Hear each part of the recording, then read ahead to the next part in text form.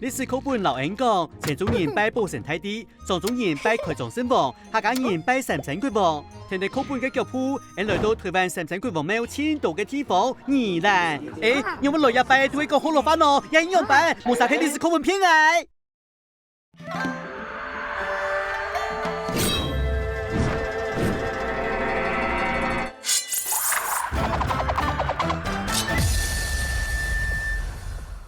Hello， 大家好，歡迎來到客棧哈哈哈店。晚來都係24點鐘開門嘅便利商店，想在台灣方便嘅生活。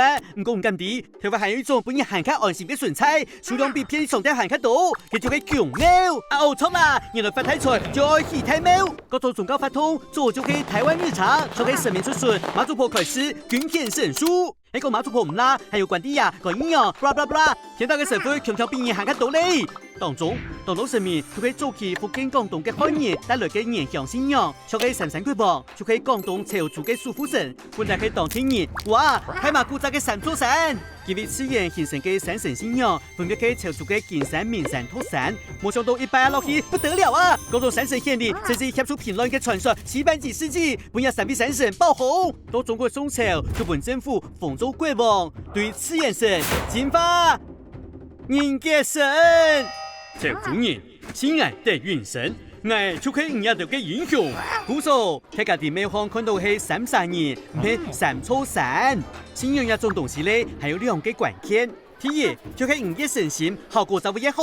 一樣是拜三山國王嘅神明，覺得保庇土海來台平安順遂以外，每祈求做得順利防範，對抗三項嘅原住民，唔拉神仙，還拜你的安樣嘅功能。第二關鍵。一到人來拜呀，為產生強大嘅附加效果。三山國王廟當家咪係實體 PTT，正經嘅鄉民聚集地。除咗潮州，還有來自非洲、介族嘅鄉親，兩片非常特殊照顧，實在都係非常嘅效果。因為係對廣東潮州來嘅，尤其三神，一般人知道廣東等於客家，山區等於客家，一個客家專屬神明嘅誤解，這樣流傳下去嚟。不過也就像中佛有雲佛路，雲佛有中佛路，本雲煙潛道路。潮州府唔單止客家人，也係提起係南南嘅後龍人。第三山國王嘅信仰當中，有太廟係後龍人起來自家拜嘅，有本地客家人嘅廟本搬來嘅後龍人接定拜嘅，沒有客家人後路發過後繼續拜嘅，還有1000代嘅客家人。根本冇得拜三山國王啦。But 講到呀，聽說有客家朋友當受理，係講移民呀，三山國王都沒客家人才有嘅信仰，